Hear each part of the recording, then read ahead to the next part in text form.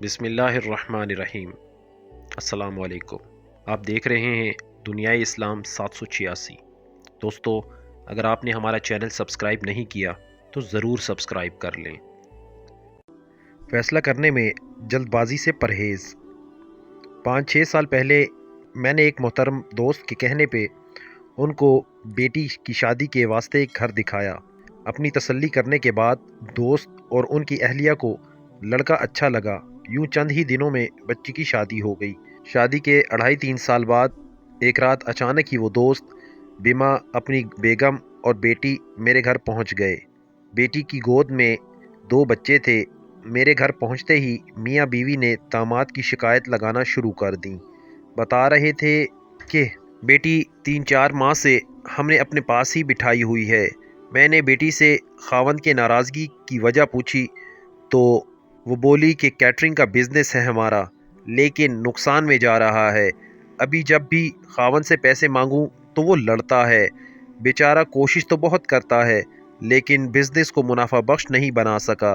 اب جب کہ اس نے مجھے بچوں کا خرچ ہی نہیں دینا تو خاوند کے پاس رہنے کا کیا فائدہ۔ میں امی ابو کے گھر آ گئی اور اب واپس جانے کا ارادہ بھی نہیں۔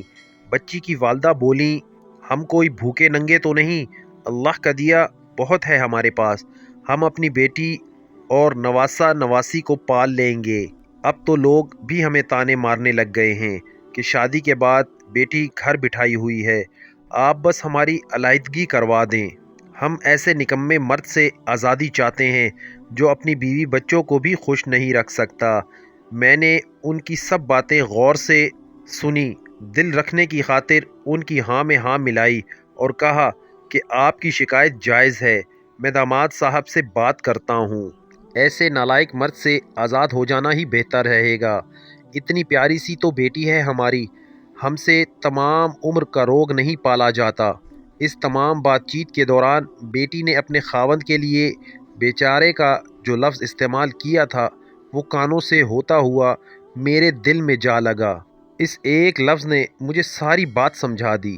بچی کی علیحدگی لینا طے کر کے رات 12 بجے جب وہ دوست واپس جانے لگے تو میں نے انہیں مشورہ دیا کہ آپ لوگوں کے پاس اللہ کا دیا بہت کچھ ہے، زمین، جائیداد، دولت، ہر چیز ہے۔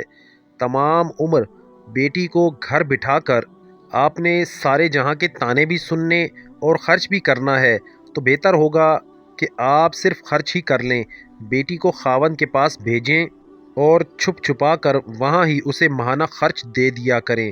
نواسہ نواسی بھی باپ کے پاس رہیں گے اور آپ لوگ دنیا کی باتوں سے بھی بچ جائیں گے۔ کوشش میں کیا حرج ہے، اللہ مہربانی فرمائے گا، ایک نہ ایک دن آپ کا داماد پیروں پہ کھڑا ہو جائے گا۔ اگر ایسا نہ ہو سکا تو دوبارہ بیٹی واپس لے آنا۔ انہیں میری بات سمجھ آ گئی۔ اگلی صبح ان لوگوں نے بچی کو خاوند کے پاس بھجوا دیا اور تقریباً 6 ماہ ادھر ہی بیٹھی بیٹی کو گھر کا خرچ دیتے رہے۔ ان کا داماد نیک اور خوددار لڑکا تھا۔ چند ہی ماہ میں اس نے اپنا بزنس پیروں پہ کھڑا کر لیا۔ سسر صاحب سے 6-7 ماہ لیا ہوا گھر کا خرچ واپس کیا اور ساتھ میں علیحدہ سے اپنا مکان بنا لیا۔ آج وہ بیٹی اپنے گھر میں بہت خوش ہے۔ پلیز کوئی فیصلہ کرتے ہوئے جلد بازی مت کیا کریں۔ والسلام۔